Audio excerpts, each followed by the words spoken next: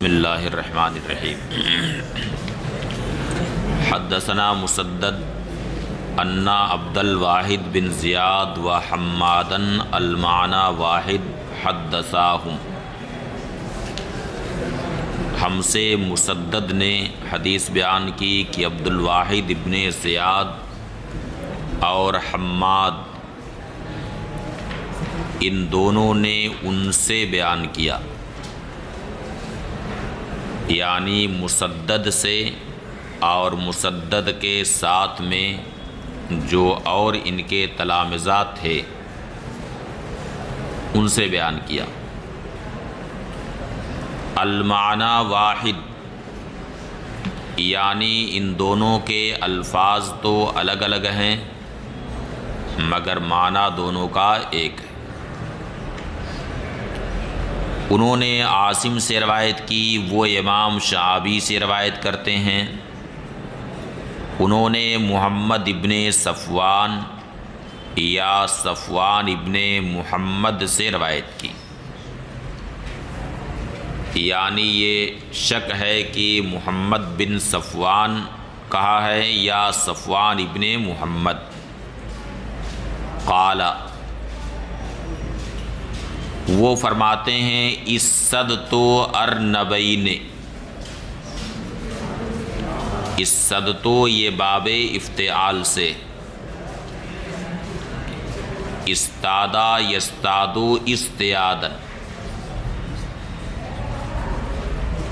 تو قاعدہ یہ ہے کہ فائے افتعال جب صاد واقع ہو تو تائے افتعال کو صاد سے بدل کر کے ادغام کرنا جائز،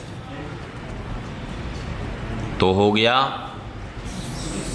اسدت، اور یہ بھی جائز ہے کہ تا کو تو سے بدل دیا جائے تو کیا ہو جائے گا استدت، چنانچہ تو کے ساتھ بھی آپ کہیں کہیں پڑھتے ہوں گے استادا۔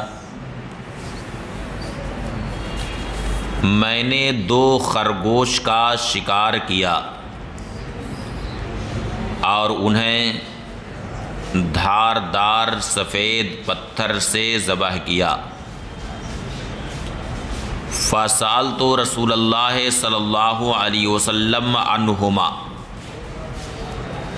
تو میں نے نبی کریم صلی اللہ علیہ وسلم سے ان دونوں کے بارے میں پوچھا۔ فأمرنی بأکلہما، تو نبی کریم صلی اللہ علیہ وسلم نے مجھے ان دونوں کو کھانے کا حکم دیا۔ اس سے یہ معلوم ہوا کہ خرگوش حلال جانور، اور یہ بھی معلوم ہوا کہ ذبح کرنے کے لیے کوئی بھی آلے محددہ چاہیے، یہ کوئی ضروری نہیں ہے کہ چھری ہی ہو بلکہ کوئی بھی دھاردار آلہ ہو، پتھر کا یا لکڑی کا یا کانچ کا، اس سے ذبح کرنا جائز۔ حدثنا قتیبہ بن سعید قال حدثنا یعقوب عن زید بن اسلم عن عطا بن یسار عن رجل من بنی حارثہ انہ کان یرعی لقحۃ بشعب من شعاب احد۔ زید بن اسلم عطا ابن یسار سے روایت کرتے ہیں، انہوں نے قبیلہ بنی حارثہ کے ایک شخص سے روایت کی۔ لقحہ ناقۃ ذات لبن، یعنی دودھ والی اونٹنی، اور شعب اس کی جمع ہے شعاب جس کا معنی ہے گھاٹی۔ فرماتے ہیں کہ قبیلہ بنی حارثہ کے ایک شخص احد کی گھاٹیوں میں سے کسی گھاٹی میں اونٹنی چرا رہے تھے۔ فَأَخَذَهَا الْمَوْتُ، اس اونٹنی کو موت آئی۔ وَلَمْ يَجِدْ شَيْئًا يَنْحَرُهَا بِهِ، اور کوئی ایسی چیز انہیں نہیں ملی جس سے اونٹنی کو نحر کرتے۔ فاخذا وتدن، تو ایک کھونٹی ہاتھ میں لی۔ وتد کھونٹی، کھونٹی نہیں معلوم ہے؟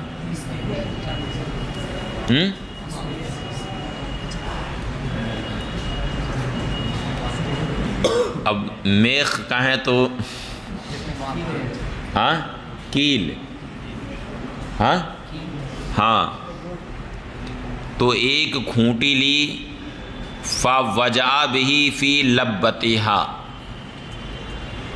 اور وہ کھونٹی اونٹنی کے گلے میں، لبا ما فوق الصدر، من المنحر یعنی سینے کے اوپر جہاں نحر کیا جاتا ہے، جہاں خنجر ڈالا جاتا ہے، اس کو لبا کہتے ہیں۔ فوجع بہ فی لبتہا، اور وہ کھونٹی اونٹنی کی گردن میں، اس کے گلے میں گھونپ دیا۔ حتیٰ احریق دمہا، یہاں تک کہ اس کا خون بہہ گیا۔ ثم جاء الی النبی صلی اللہ علیہ وسلم، پھر نبی کریم صلی اللہ علیہ وسلم کی بارگاہ میں آئے۔ فاخبرہ بذالک، اور اس بارے میں حضور سے عرض حال کیا، اس بارے میں حضور سے عرض حال کیا۔ فامرہ باکلھا، تو نبی کریم صلی اللہ علیہ وسلم نے اسے کھانے کا حکم دیا۔ تو اب اس سے یہ معلوم ہوا کہ نحر کرنے کے لیے اونٹنی میں تو نحر ہی افضل ہے، اور نحر کرنے کے لیے یہ کوئی ضروری نہیں ہے کہ خاص چھری یا نیزہ ہی ہو، بلکہ کوئی بھی آلے محددہ ہو، اس کے ذریعہ اونٹنی کو نحر کیا جا سکتا ہے۔ اور نحر کی صورت یہی ہوتی ہے کہ اونٹنی کھڑی رہتی ہے، اور بائیں طرف سے اس کا ہاتھ پاؤں باندھ دیتے ہیں، اس کے بعد پھر نشانہ لگا کر کے اس کے گلے میں خنجر ڈالا جاتا ہے، اور جیسے ہی ڈالا جاتا ہے تو خون وہاں تیزی کے ساتھ نیچے زمین پر گرنے لگتا ہے، اور جب سارا خون گر جاتا ہے تو اونٹنی خود بخود زمین پر آ جاتی۔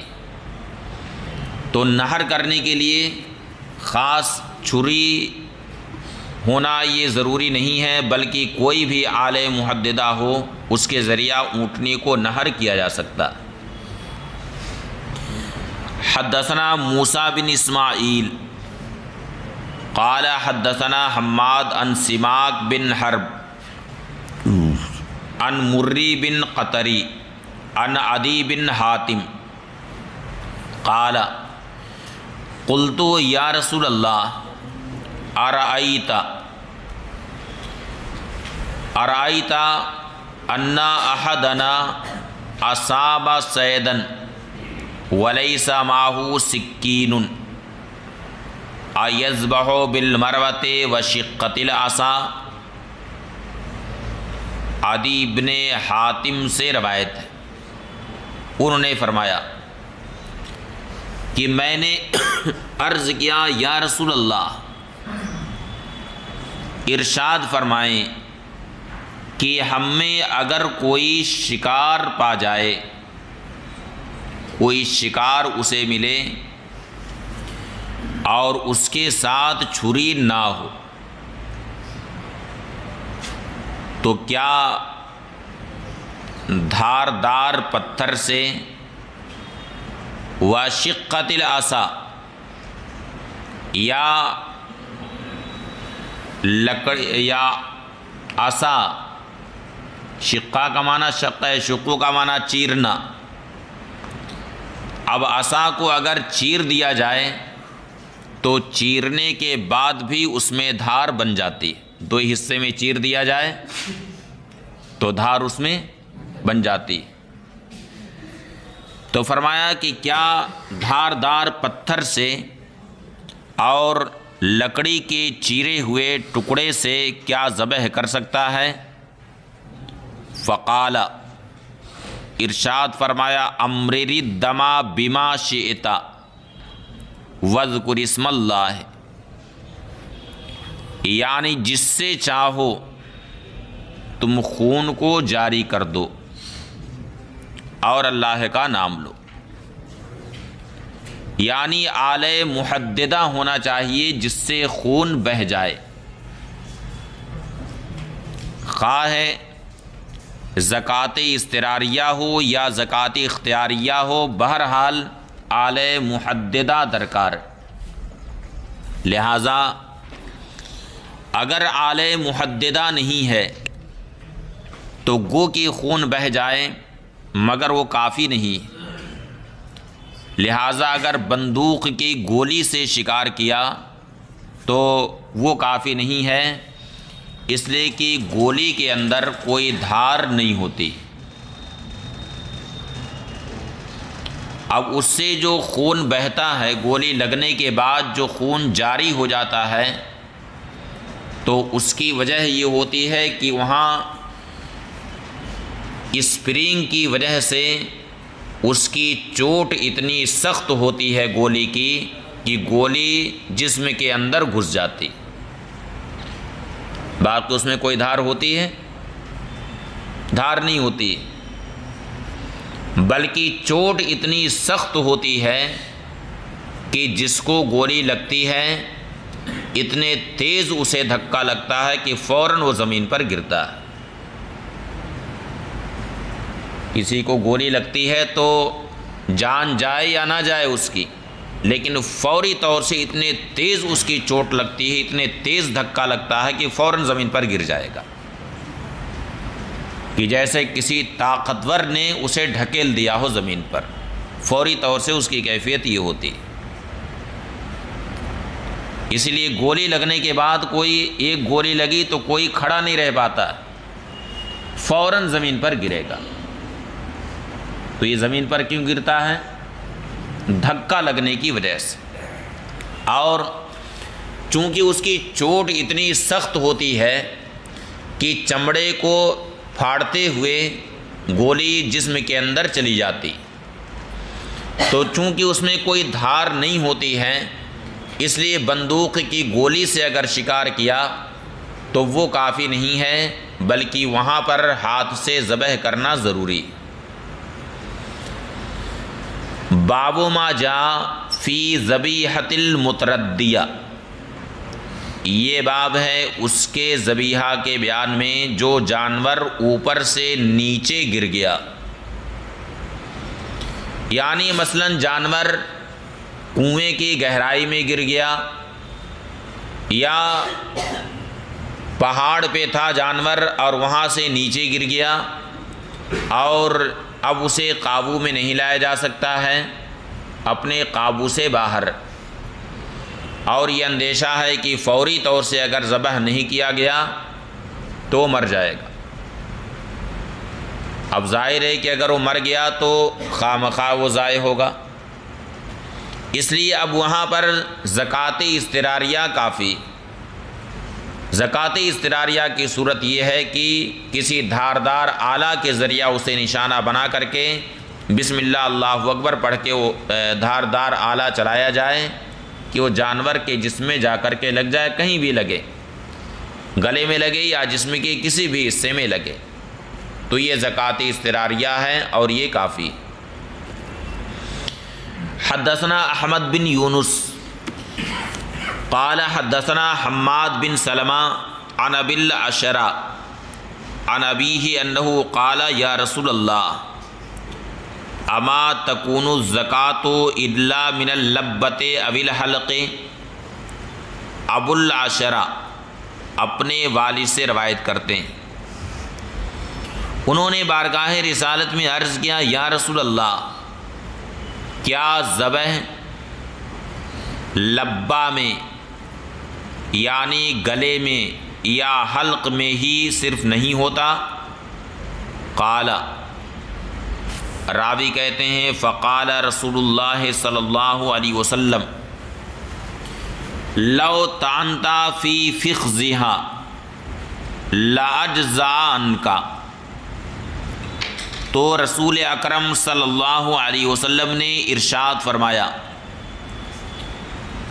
اگر تم اس کی ران میں بھی نیزہ مار دو لاجزعنک، تو یہ تمہاری طرف سے کافی۔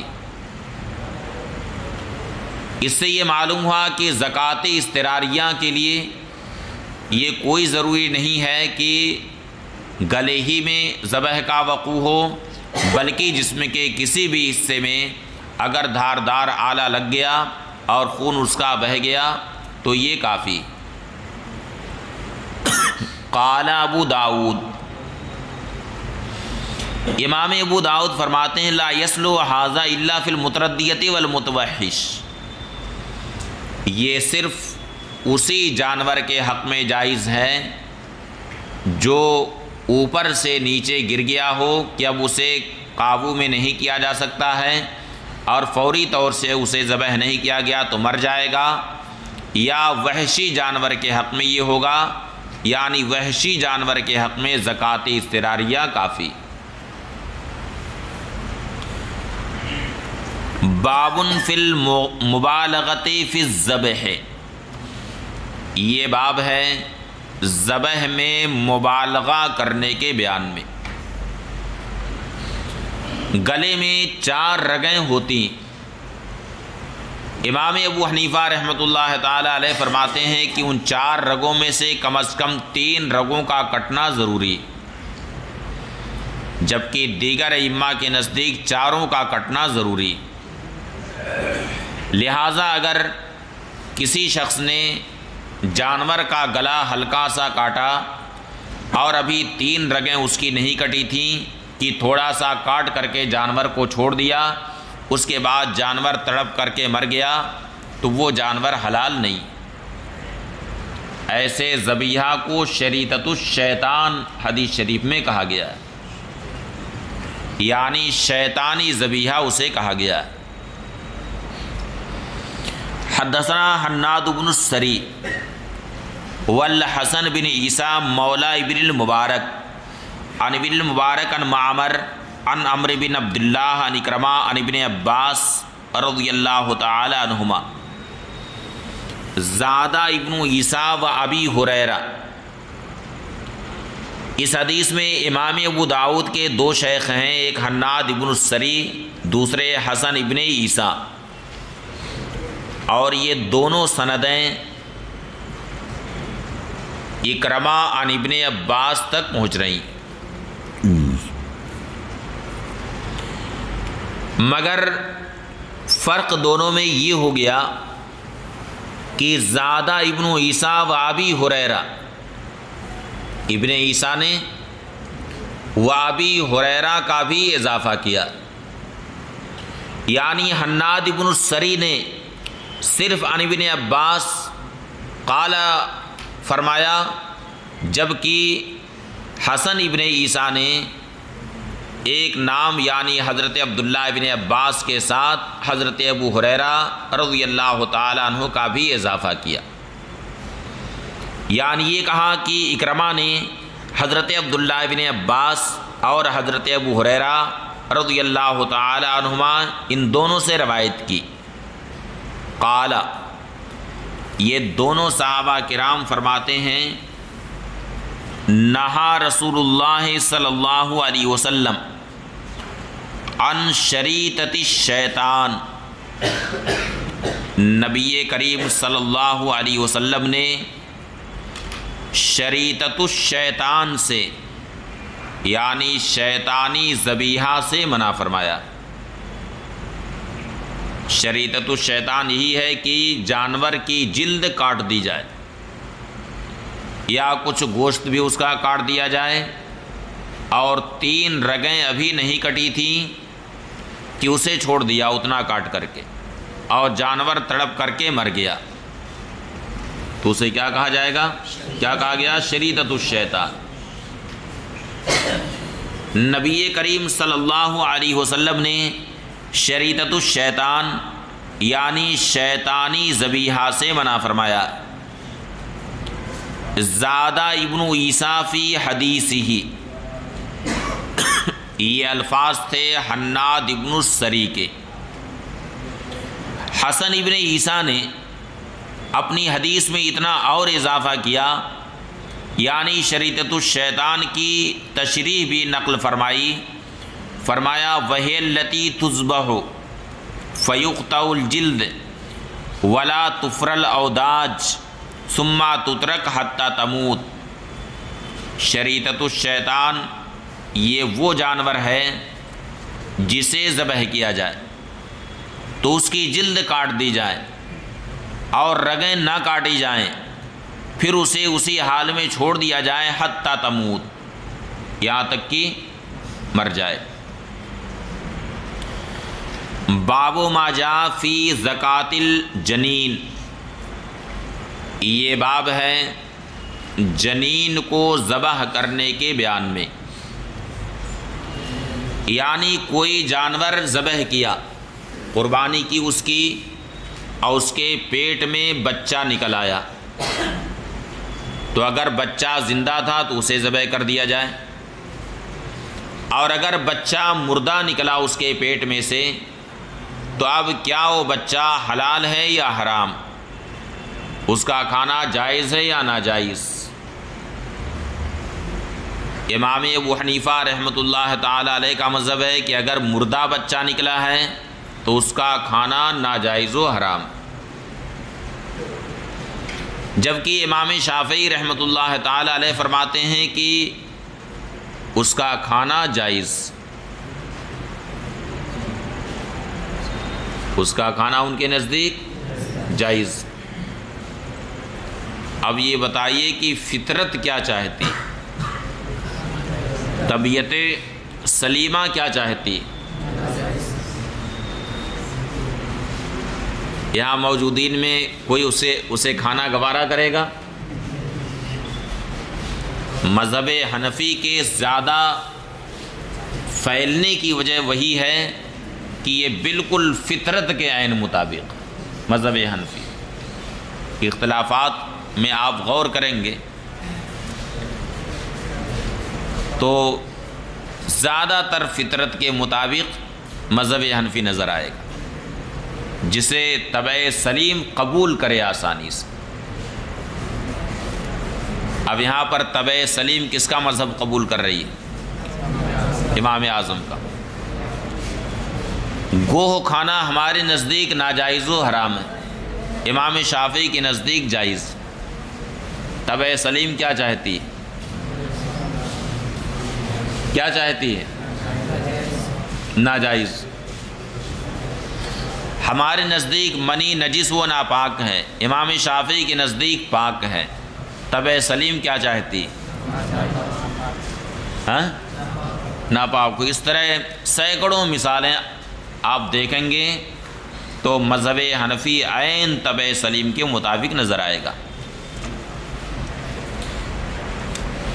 حدثنا القانبی قال اخبرنا ابن المبارک تحویل السند وحدثنا مسدد قال حدثنا حشیم عن مجالد عن ابی الوداع عن ابی سعید رضی اللہ تعالی عنہ قال سألت رسول اللہ صلی اللہ علیہ وسلم عن الجنین۔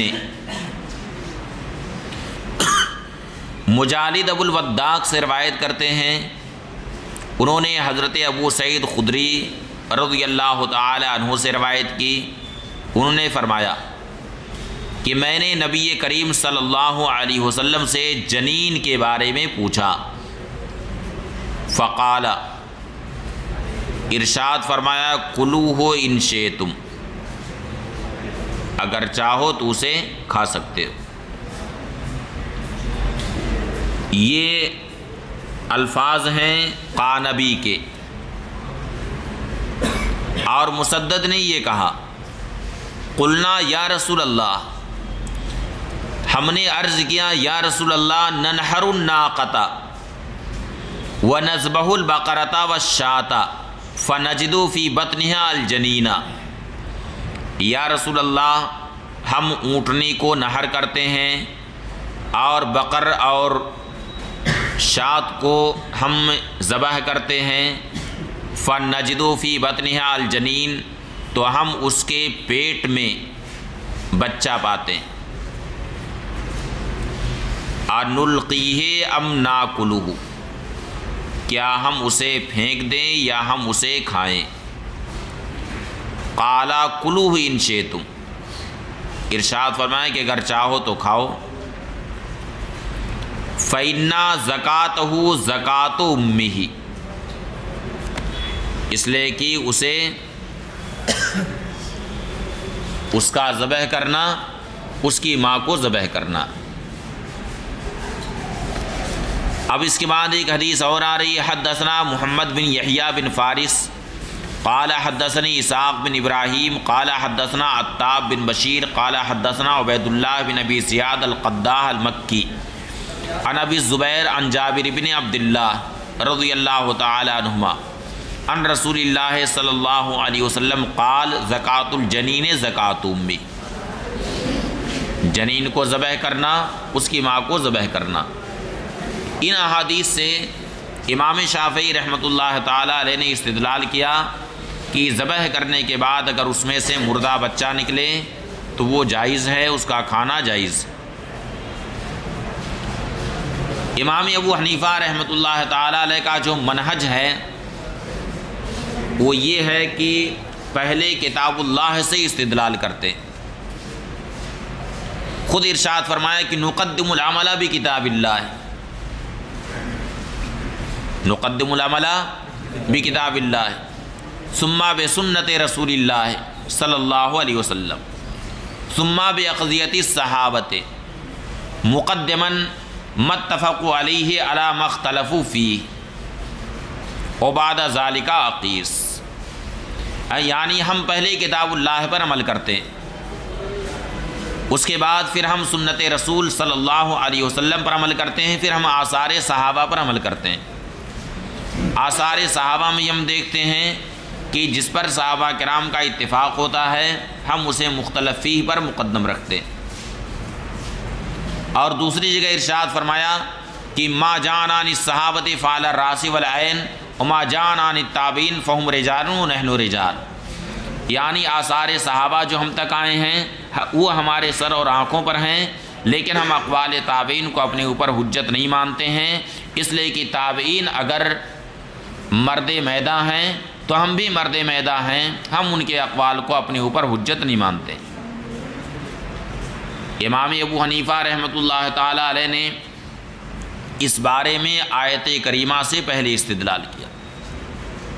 قرآن کریم میں ارشاد ہوا حرمت علیکم المیتہ، یعنی تمہارے اوپر میتہ حرام کیا گیا۔ اب ذبح کرنے کے بعد اس کے پیٹ میں سے مردہ بچہ نکل رہا ہے، اس بچے کو کوئی میتہ کہے گا کہ حیہ کہے گا؟ وہ کیا ہے؟ اس کے میتہ ہونے میں کوئی شبہ ہے؟ میتہ ہے نا، اور جب وہ میتہ ہے تو اس کا کھانا یقیناً ناجائز و حرام۔ اور رہی بات اس حدیث شریف کی، تو یہ حدیث شریف محتمل ہے، یعنی اپنے معنی میں یہ صریح نہیں ہے،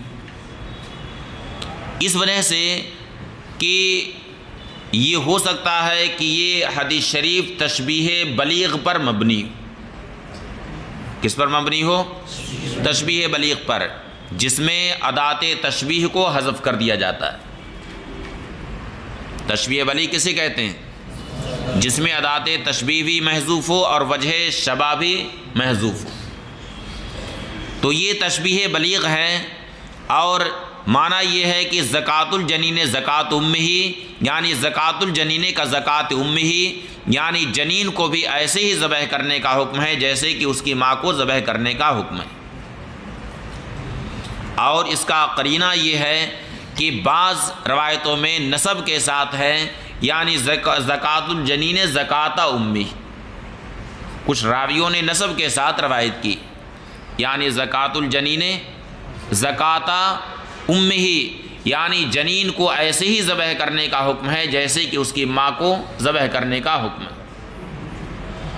اور تشبیہ بلیغ تو خود قرآن کریم میں بھی مذکور ہے، وَجَنَّةٍ أَرْضُهَا السَّمَاوَاتُ وَالْأَرْضُ، تو اس کا معنی ہے وَجَنَّةٍ أَرْضُهَا كَأَرْضِ السَّمَاوَاتِ وَالْأَرْضِ، تو یہ تشبیہ بلیغ پر مبنی۔ ورنہ اگر یہ تشبیہ بلیغ نہ ہوتی یہاں پر، تو جس معنی پر امام شافعی رحمۃ اللہ تعالی علیہ استدلال کرنا چاہتے ہیں، اس معنی کی ادائیگی کے لیے تو صریح عبارت یہ تھی کہ زکوٰۃ الام زکوٰۃ الجنین، ماں کو ذبح کرنا، یہ جنین کو ذبح کرنا، یہ تعبیر ہوتی اس معنی کے لیے جس معنی پر وہ استدلال کرنا چاہتے ہیں، یہ نہ تعبیر ہوتی۔ مگر حدیث شریف میں یہ کہا گیا کہ زکوٰۃ الجنین زکوٰۃ امی، تو کھلی ہوئی بات ہے کہ یہ تشبیہ بلیغ پر مبنی۔ پھر اس کے علاوہ یہ حدیث جتنی بھی طرق سے مروی ہے، چنانچہ امام ابو داؤد نے دو طریقے سے یہاں پر اس حدیث کی تخریج کی ہے۔ آپ جرح و تعدیل کے اعتبار سے دیکھیں گے، رجال اسانید کے لحاظ سے دیکھیں گے، تو سند کے اعتبار سے یہ متکلم فیہ، اصحاب جرح و تعدیل نے ان دونوں حدیثوں کی سندوں میں کلام کیا، جس کی تفصیل میں نے اپنی کتاب التنبیہ المسدد علی ما فی التعلیق الممجد میں ذکر کی ہے، پوری تفصیل کے ساتھ، یعنی جتنے طرق سے یہ حدیث